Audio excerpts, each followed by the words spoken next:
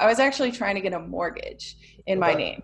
Yep. And so I was asking all these different banks, I want a mortgage. They didn't want to mortgage this property. It's harder to get financing on properties this cheap. Yeah. Thanks. Yep. Yeah. So Totally. I couldn't find anything. He's like, well, I can't give you a mortgage, but what I can do is give you a personal line of credit. So, and he's like, how about 50,000? I'm like, well, I might need to do some work here and there. Like, can I get any more? And he's like, all right, that's 275. I'm like, perfect. Welcome to the BiggerPockets Best Deal Ever show. I'm your lovable host, Ken Corsini, who with my wife, Anita, have flipped over 800 houses in Atlanta since 2005 and even have a show on HGTV. But this show isn't about us. It's about all the amazing real estate investors out there that are crushing it. It's about their stories, their best deals, how they sourced them, how they funded them, and what we can learn from their experiences. This is the Best Deal Ever show. Hey, this is Ken Corsini with the Best Deal Ever show, and today I am joined by my new Canadian friend, Brittany Arneson. Brittany, how you doing? Hello, I'm great. Thanks for having me on. Thanks for coming. This is exciting. I don't think I've ever interviewed anybody from Canada before. Yeah, represent. Yeah. Love Hey, it. so tell us exactly where in Canada you reside currently. So I'm in Saskatchewan, that's my province, and that's kind of right above Montana, North Dakota area, for those of you who don't know. Right in the prairies, right in the flatlands. Right in the coldest area probably, right? Oh yeah, the coldest, absolutely. Is it really? So it's September right now. What sort of temperatures are you guys getting? Well, we're in Celsius, so right now, like... I don't know what Celsius is. You're going to have to give me some translation. We're going to have to convert it. Are you Well, it's somewhere, you're above zero though, right? I mean, at this point, it's not that cold yet. Not that cold yet, no. Yeah. We'll go with that. There you go. Well, that's awesome. And what's the city in Saskatchewan? Saskatoon. That's a mouthful. Saskatoon in Saskatchewan. Say that 10 times fast. I know. That's amazing. Yeah. So very cool. Okay, so you've been in real estate for how many years? Full time now for 3 years, but I did buy my first property at 18 years old. Wow. Oh, very cool. And so it's funny, I actually creeped on you a little bit. I checked out your social media before the interview, and you look like you're probably badass because you're doing so much of the work yourself. Is that sort of your shtick, your thing? You're doing the work, you're out there swinging hammers? Yeah, out there swinging hammers. I absolutely love doing the work myself. Like, I find it almost relaxing at this point. It's like the paperwork is hard for me, but like the renovation stuff, I could get really into it. I love it. That's amazing. And actually, so she just let me in on a little secret. Where she's recording this from right now is actually one of your job sites, right? It is. Yes, so you it just, is. like set the computer up on some lumber and you said, let's go, let's do this. Yep, let's do it. All right, so I want to see your job site. You mind picking up the computer and just showing us around? Of course. Do you want to see this mess right now? So yeah, just sanded these hard floors, did this brick feature wall here. Wow. Some tools over there. Did you do that brick behind you? I did, yes. You did that yourself. That's amazing. And the floors, you said you sanded those? Did you do the sanding yourself? Yep, did the sanding. Just rented the machine. Now I just gotta finish them, but yeah, came along really nice.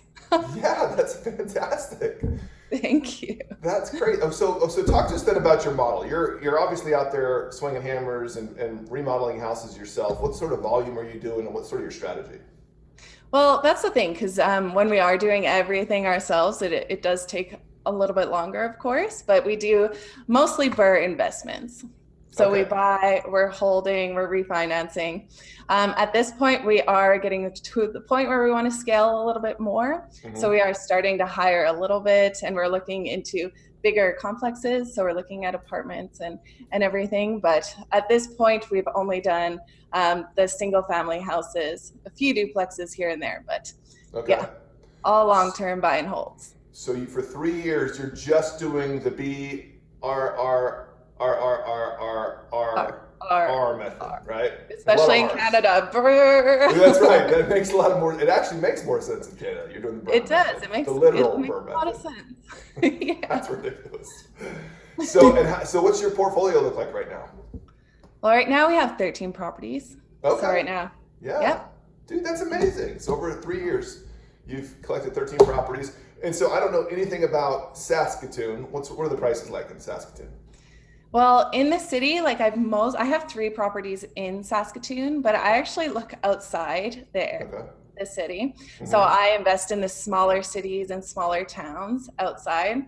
So, I mean, I'm up to 4 hours drive away from some of my properties. So like driving out on the weekends, like. Wow. And it's funny because I guess you're sort of alluding to the fact that Saskatoon's a big town. Is this like a booming metropolis, or what's the population of Saskatoon? Well, population is only 280,000. So it's still a baby city. That's not that small. That's actually a pretty good sized city. Interesting. Yeah. But so prices I guess I didn't really answer your question, but prices in the city, like we've been buying under 200,000 after repair value around like 350. Okay. So that's kind of average of what we look for. But outside of the city, we're looking for properties under $50,000. Wow. So I'm in the range of like $25,000 to $50,000 properties. Holy moly. Yeah. For all you Americans watching, that's like there's like a 75% or 25% discount for American dollars, right? So it's even less. It's true.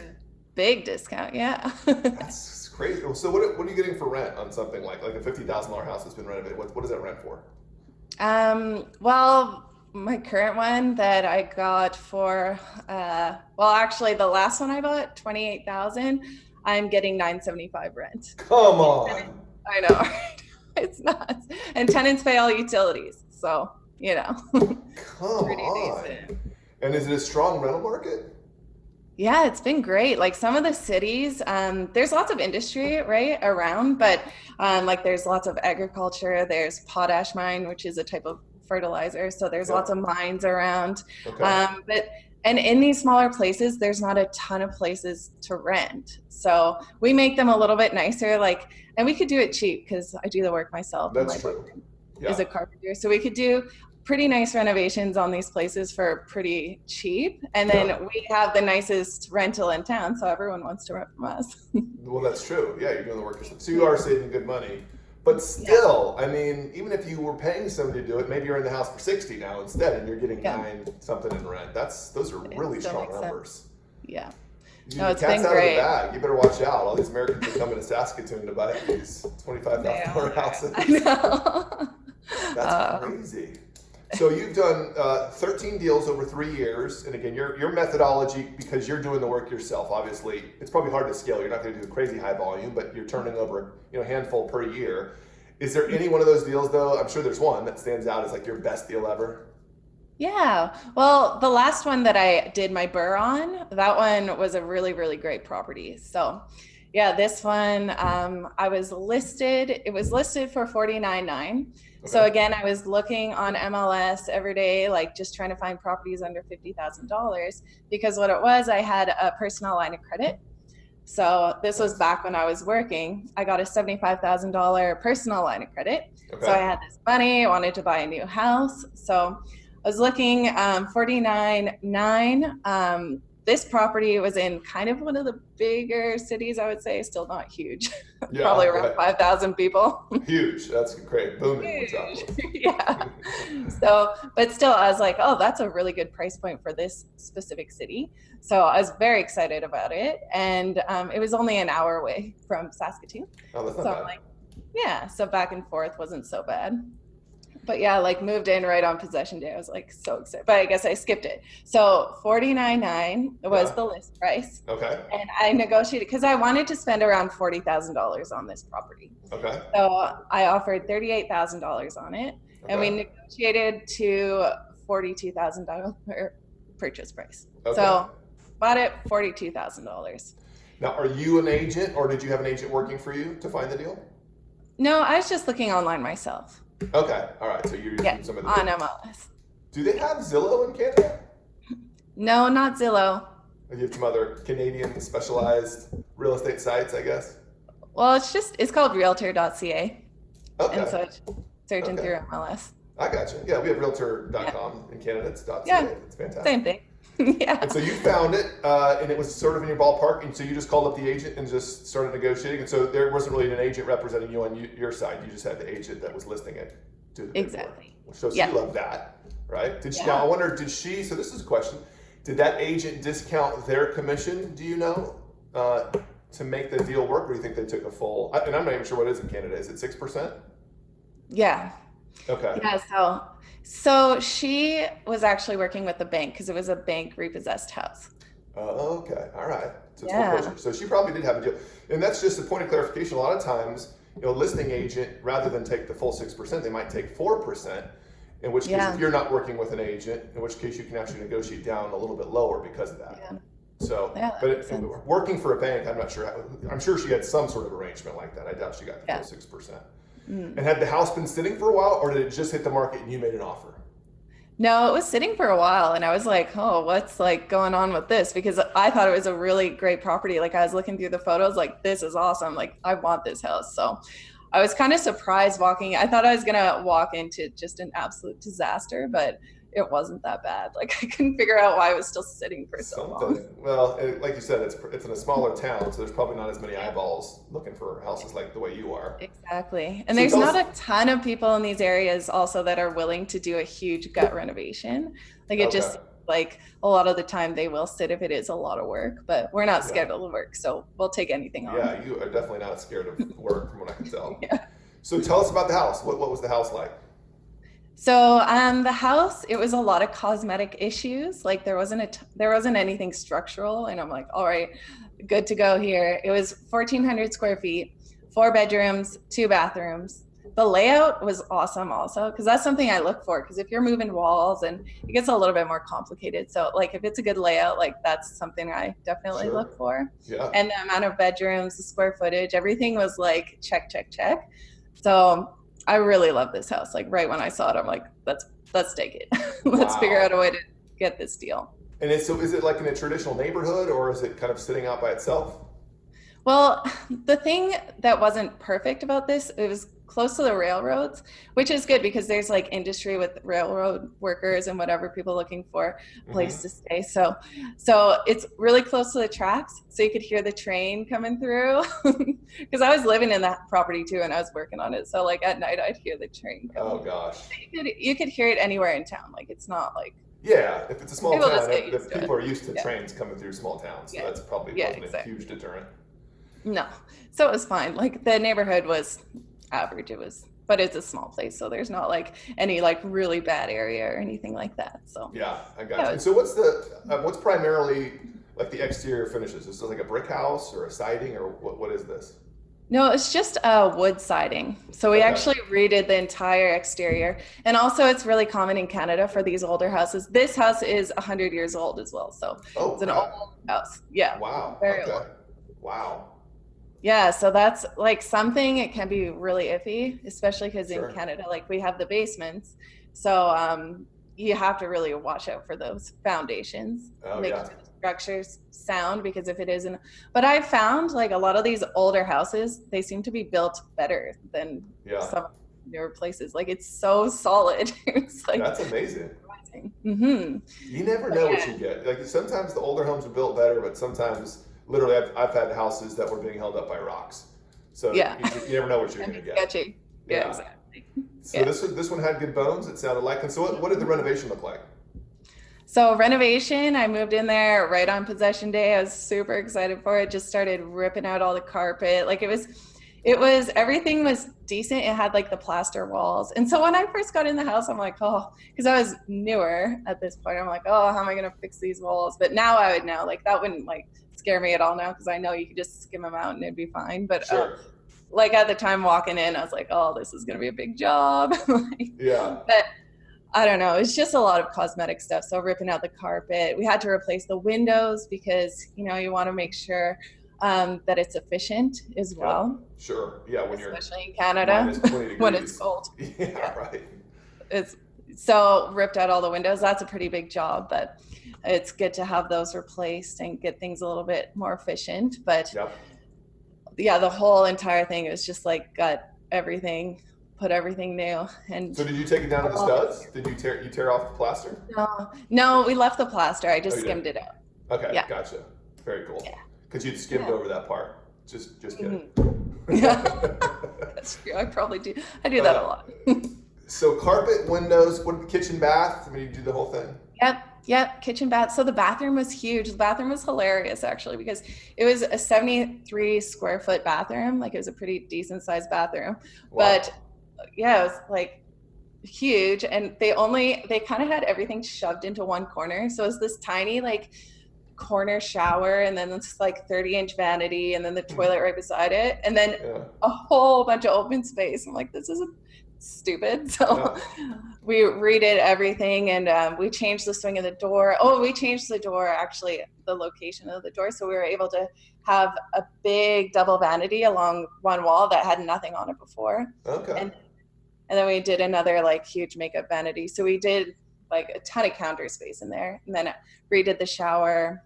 Looks really good in there now, but nice. complete transformation. Do you have to redo the kitchen too? Yep, kitchen as well. So but the kitchen layout was decent before. Just had to like put in tons of new cabinets and everything. But gotcha. Yeah, kept the originals for layout. What did you guys end up spending then in terms of full rehab? $30,000. 30, and that's with you guys doing the work, correct? Yeah, and that was everything, like redoing like top to bottom, pretty much all the exterior and everything as well. Yeah, that's it. I mean, on a 1,400 square foot house, and it was really, you're talking 30,000 in materials because you're doing the work. I mean, that's a good size rehab. Yep. So top to bottom. So you're all in this thing for like 72 then. Yep, exactly. Which worked out great because you had a line of credit that you used for that was 75,000. Is that? So you just went to like a local bank and said, I want a personal line of credit? Oh, it took me a lot of time to find that line of credit. Yeah, that's not easy to come by. No. So, yeah, because it's unsecured. So I was like, and the interest rate is obviously higher, but yeah, it really saved me because that was back when I was working. So I knew I needed some kind of financing to kind of get me through. Yeah. And that's kind of what brought us into the smaller centers as well. Because I'm like, all right, I only have like this certain amount of money. So like, what can I do to like buy in these smaller areas for cheaper properties and use my line of credit up? So I'm sure this intrigues a lot of people. What did you do to get an unsecured line of credit? Well, honestly, I probably went to 4 or 5 different banks, like just, and actually I stumbled on, now I'm just remembering, because I was actually trying to get a mortgage in my name. Yep. And so I was asking all these different banks, I want a mortgage. They didn't want to mortgage this property. It's harder to get financing on properties this cheap. Banks. Yeah. So I couldn't find anything. He's like, well, I can't give you a mortgage, but what I can do is give you a personal line of credit. So, and he's like, how about 50,000? I'm like, well, I might need to do some work here and there. Like, can I get any more? And he's like, all right, let's do 75. I'm like, perfect. I'll take it. That's impressive. That's amazing. Isn't that crazy that the bank would rather give you an unsecured line of credit than like a securitized mortgage? That's nuts. That doesn't make any sense. I know. It doesn't make any sense. So but it's gotten me through a lot. So I'm like, I'm so happy I have that. I still use it today all the time for renovations or whatever. Sure. So, I mean, again, because you're the buy rent or rehab rent, all the different R's, essentially you're buying it up front and then refinancing out of it. So if you have that 75 for that upfront capital, you're just moving that money in and out of every subsequent project, right? Exactly. Yeah. So after renovation, it appraised for $131,000. Come on, nice. Yeah, which was perfect. So we were able to get a mortgage on it for $104,000 because we took 80% of the value. Mm-hmm. So yeah, so mortgage, you cashed out some money. Yeah, so that was the refinance part, and at that time, so we rented it out. This one rents for $1,100. And tenants pay all utilities. So I had my lease in place. The bank appraised it for $131,000. So we were able to take out $30,000. So after we paid back our renovation, our purchase price, we had $32,000 left over. So what was the loan amount? You refinanced 104. And then you cashed out how much? 30 something? So 32. So that was paying back the full purchase price, the full renovation. And then we had that extra $32,000 left over. That's killer. Okay, so let's break this down again. I mean, you essentially were all in for around 72. Mm-hmm. You actually made money of 32. I mean, you've created the equity that the bank actually gave to you when you refinanced it. So you actually made $32,000. You still got a loan on it for 104, and you're getting 1,100 rent. So you're still what's your cash flow look like monthly? Well, cash flow after expenses, and this is after paying out the mortgage as well, is $370. So $370 a month. Yeah. Now, So that's like, oh yeah. Well, go ahead. Well, I was going to say you could have gotten a loan amount at your payoff of like 72 if you'd wanted to, and you could be cash flowing more. But instead, let's take that money and reinvest it in other projects. I mean, Exactly. That's the thing. That money, that's cheap money, because what's your interest rate? 4 or 5%? Yeah. It's even less. I think it's even less. It's like 3.14. So Are you getting owner-occupant financing?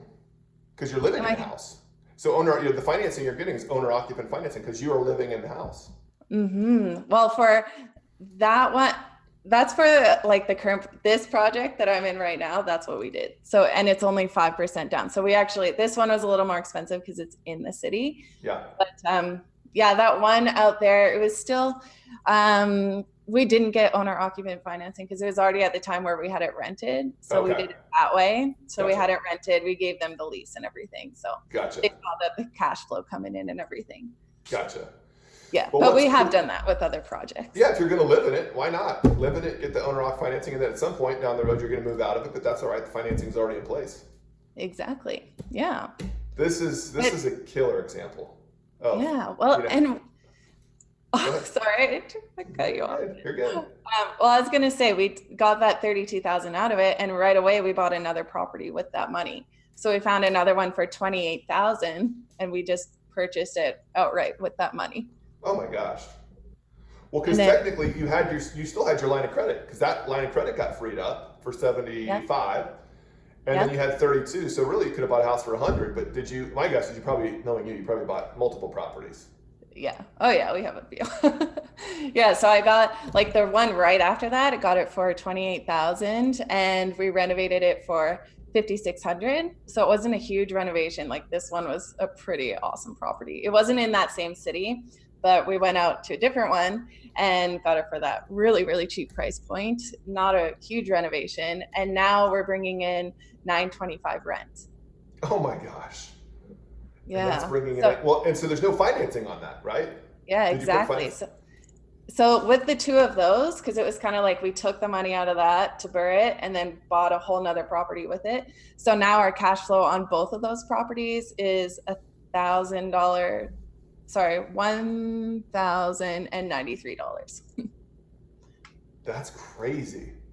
Yeah. What a great example of, so you, again, essentially the first deal you did, you cashed out some equity, and it really kind of rolled in the financing. I mean, that $32,000 is finance dollars, but you moved it to the second property, which basically covered the whole property. And so that property is free and clear and cash flowing like a beast. And that's phenomenal. All right, I'm moving to Saskatoon. That's hands down. If you can find deals like that, we'll take you. or at least for 2 months out of the year when it's available. I'll buy a bunch of houses and then come back. Yeah, that's what my plan is. Yeah, I'm gonna come hang out with you. We'll switch. You just, as long as you can avoid 8 months out of the year, you're probably great, right? It's the 4 in the summer are probably fantastic. Yeah, exactly. Yeah, that's the plan. Brittany, this was really cool, a very cool deal, especially for somebody that is fairly new at this. You've got a really, really cool model in place. So I can commend you for the way you're doing that. You've leveraged that $75,000 line of credit, to the hilt, which is fantastic. And then as you buy properties, you're leveraging those properties into future properties. So very cool strategy. Now, going forward, any thoughts, any advice, any lessons that you've learned from this deal that you're now implementing in future deals? Well, this one, I think this is where I really got started with my social media as well. So it was like, I started like posting a ton online, and that just brought, like, I can't even believe the people I've been able to talk to just over Instagram. Like, even that's how I got an episode on BiggerPockets podcast, and like so many opportunities have come out of it. So just like putting yourself out there online, like I have had so many great connections, and I've also learned a ton through Instagram. Like as I was doing this renovation, I didn't know everything, like I was trying to do tile. Like if I had any kind of question, I would just find someone on Instagram and be like, hey, I'm new at this. I'm just trying to learn. Would you mind like answering a few questions about waterproofing or whatever the question was? And people were so extremely helpful. So they would just answer any questions, send me videos, send me like tips, what products to use. And like, and tons of people. So I made a huge network of people in the trades and other investors, and just learning so much from other people. So that was something I took away, because Instagram just kind of started as something fun, but it grew into something so much more. And I'm just so happy I did that. Well, you're using it now to network. Do you feel like it's helping you in your acquisitions? Is it almost sort of like a resume now when you go to make an offer on a house? Yeah, I mean, it is definitely credibility as well, right? Sure. Like, I haven't really found any deals yet through Instagram or anything like that, but like, it's cool because it's like you have your credibility. Like, hey, I'm out there doing it. I do stories every day. Like, hey, I'm doing this project today. I'm like looking at this deal today. Like, you know, you're building your credibility as well. So showing your work, like showing that you're really putting in that hard work, and people are respecting that.